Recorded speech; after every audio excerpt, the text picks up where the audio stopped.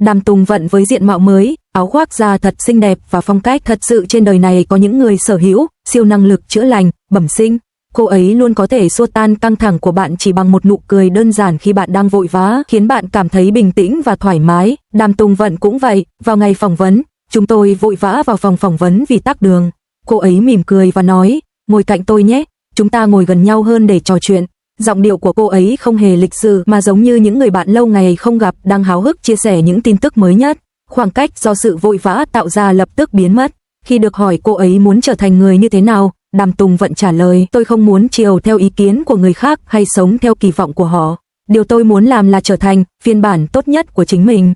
Đối mặt với hành trình cuộc sống với cường độ và sự điềm tĩnh phù hợp theo nhịp độ của riêng mình, quan điểm của Đàm Tùng Vận thật mới mẻ. Xuyên suốt cuộc phỏng vấn, chúng tôi đã cùng nhau khám phá hành trình, tìm kiếm bản thân của cô ấy. Một vai diễn thực sự phù hợp là vai diễn mà từ đó bạn có thể tìm thấy sự nuôi dưỡng cần thiết cho bản thân. Vào thời điểm phỏng vấn, Đàm Tùng Vận có 2 dự án sắp ra mắt, Sao Sell Out Sao và Sao Me Mountain and Sea Sao. Cuộc trò chuyện của chúng tôi tự nhiên bắt đầu từ đó. 2 tác phẩm mới này rất khác nhau. Tác phẩm đầu tiên là phim truyền hình giả tưởng, còn tác phẩm thứ hai là phim cổ trang. 2 tác phẩm hoàn toàn khác biệt này, với 2 nhân vật tưởng chừng không liên quan, đã làm nổi bật nhiều khía cạnh khác nhau của Đàm Tùng Vận.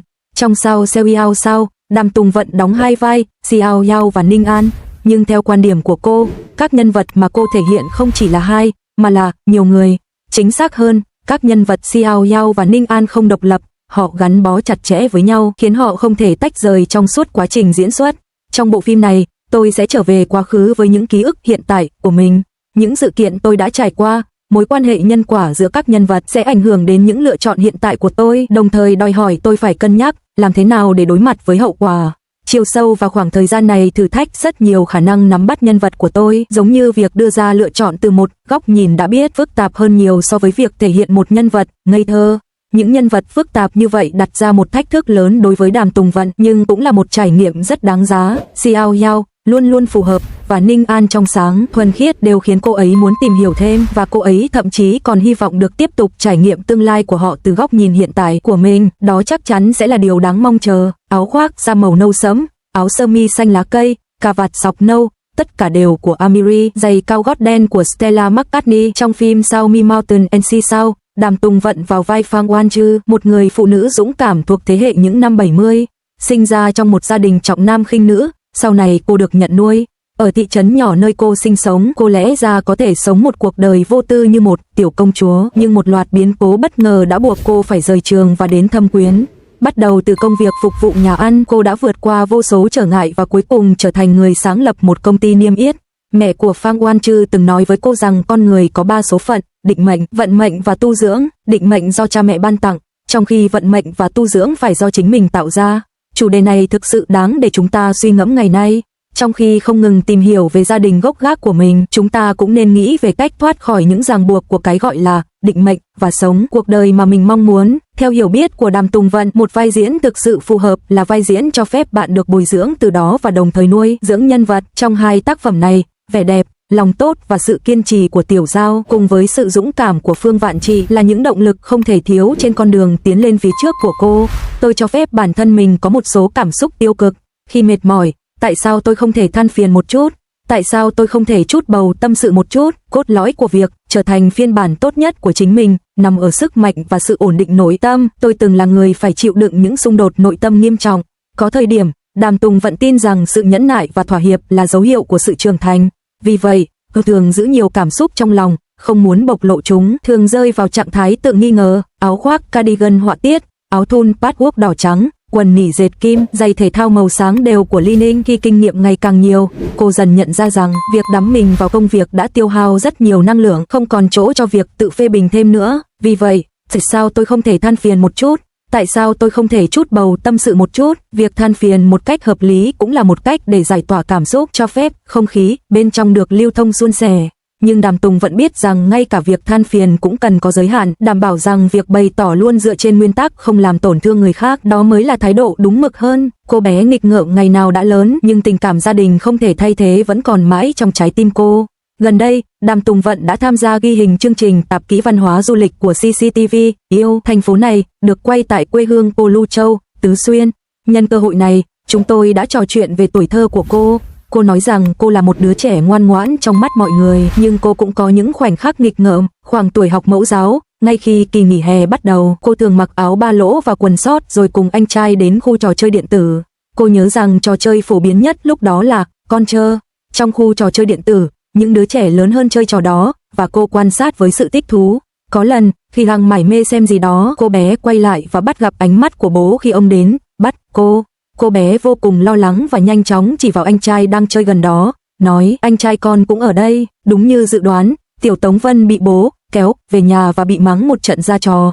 Trước đây, tôi nghĩ bị đánh là chuyện kinh khủng, nhưng giờ nghĩ lại tất cả đều là những kỷ niệm buồn cười. Hồi đó tôi rất giỏi diễn, nếu người lớn sắp đánh tôi sẽ giả vờ khóc để làm mềm lòng họ. Khi Tiểu Tống Vân chia sẻ trải nghiệm này, chúng ta lập tức hình dung ra một cô bé nhỏ với 2 bím tóc, mặc một chiếc áo vest dễ thương, bị bố kéo về nhà, đôi mắt đáng thương đầy lo lắng về hình phạt sắp tới. Khi được hỏi liệu cô bé có còn nhớ những món ăn vặt ở quê nhà không, Tiểu Tống Vân đã trả lời khẳng định, những món ăn như khoai tây rang sói và bún đậu Hà Lan là những hương vị mà cô ấy luôn thèm muốn, và đôi khi cô ấy gọi đồ ăn mang về để thỏa mãn cơn thèm. Nhưng điều cô ấy nhớ nhất về hương vị quê nhà, thực ra lại là hương vị gia đình, bởi vì thức ăn do gia đình nấu mang theo niềm hạnh phúc của tình yêu thương và sự chăm sóc mà họ dành cho cô. Chúc bạn một ngày tốt lành. Lời chào của một người lạ mang đến cho tôi cảm giác ấm áp nhất của mùa đông.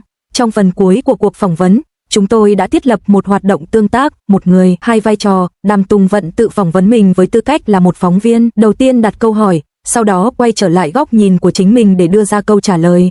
Vì vậy, một cuộc đối thoại sôi nổi đã diễn ra. Áo len Pegasus đen, chân váy xòe lấp lánh, cả hai đều của ô. Áo khoác phao màu cam, Echo. Phóng viên Tan, tôi muốn hỏi, nếu có cơ hội trải nghiệm một nghề khác trong 1-3 ngày, bạn sẽ chọn nghề gì? Tại sao? Đàm Tùng Vận, tôi muốn trải nghiệm công việc của một tài xế giao đồ ăn.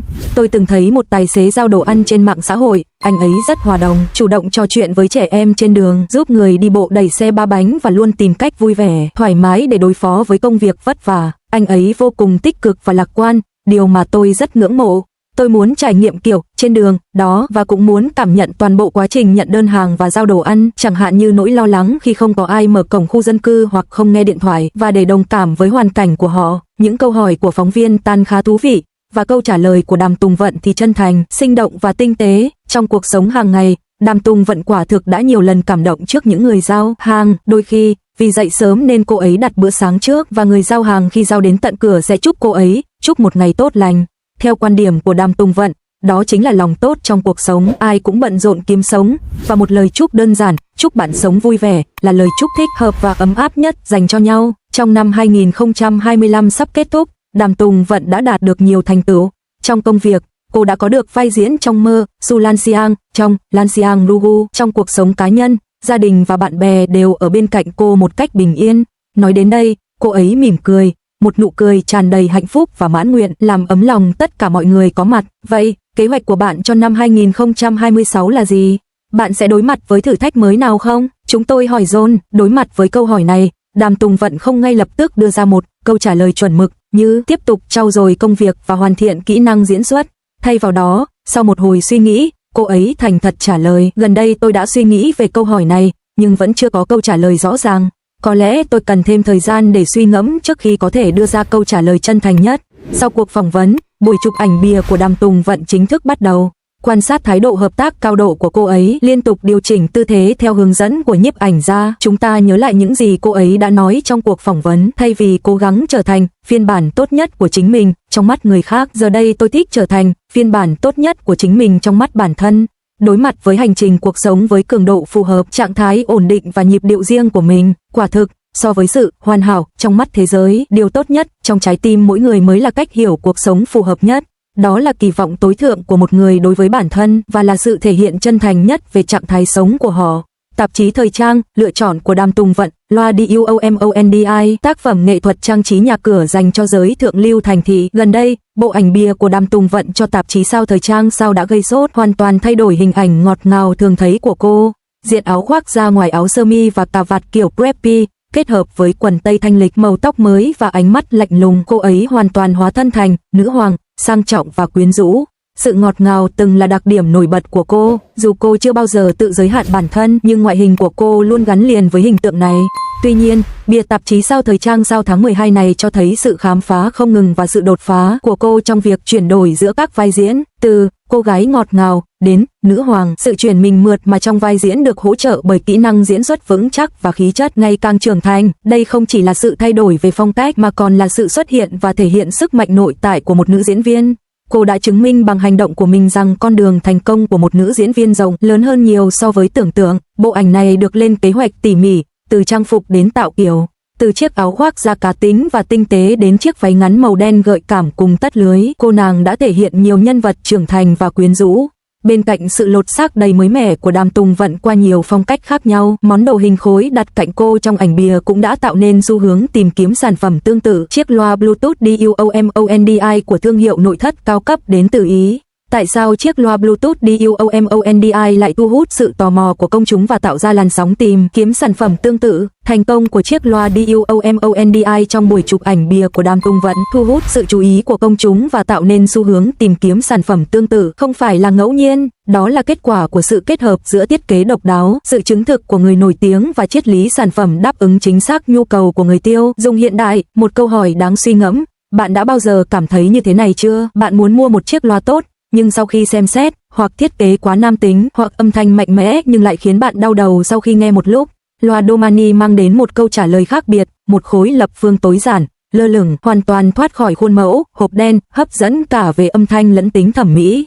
Trong khi công chúng so sánh loa của họ với B&O, Bauer và Wilkin, Mororo và DV Elite, Domani đã chứng minh tính toàn diện của dòng sản phẩm SPEAO của mình. Nghệ thuật điêu khắc, thiết kế, khối lập phương lơ lửng, mang tính biểu tượng, đây là dấu ấn thị giác nổi bật nhất của loa Domani, có nguồn gốc từ Ý. Thiết kế của thương hiệu thừa hưởng truyền thống thẩm mỹ của thời phục hưng, chẳng hạn như việc sử dụng tỷ lệ vàng và triết lý thẩm mỹ về sự thống nhất của các mặt đối lập, như sự tương phản giữa kim loại cứng và vải mềm. Điều này mang lại cho sản phẩm một nền tảng nghệ thuật sâu sắc và cảm giác tinh tế, phân biệt chúng với các thiết bị điện tử tiêu dùng thông thường. Lấy cảm hứng từ hình bóng của giấy ép của Ý, cấu trúc cơ khí chính xác của nó tạo ra hiệu ứng thị giác của một khối lập phương lơ lửng trên một khung kim loại mảnh mai. Thiết kế mang tính kiến trúc và điêu khắc cao này biến chính chiếc loa thành một tác phẩm nghệ thuật hiện đại, trở thành điểm nhấn thị giác ngay cả khi không được sử dụng. Do đó, ngoài việc được các ngôi sao sử dụng, nó còn là sự lựa chọn hàng đầu của các nhà thiết kế nội thất. Cho dù đó là không gian theo phong cách tối giản, hiện đại, cầu kỳ hay phóng khoáng, nó đều là một lựa chọn nghệ thuật đa năng, hòa quyện hoàn hảo. Nó hoàn toàn phù hợp với phong cách hình ảnh tiên phong và tinh tế trong buổi chụp ảnh của Đàm Tùng Vận, sử dụng công nghệ âm thanh toàn cảnh Anglius tự phát triển, được cấp bằng sáng chế. Nó giải quyết vấn đề chính về chất lượng âm thanh không nhất quán trên thị trường. Không giống như phương pháp khử toàn giải và mono đơn giản và thô sơ của hầu hết các loa Bluetooth, lõi âm thanh của DUOMONDI giải quyết các phản hồi dai dẳng về tần số cao và thấp không nhất quán do vị trí đặt khác nhau. Méo tiếng điện tử dễ nhận thấy, âm thanh bị bóp méo và khó chịu sau khi nghe lâu, và méo tiếng do theo đuổi quá mức một giải tần số cụ thể.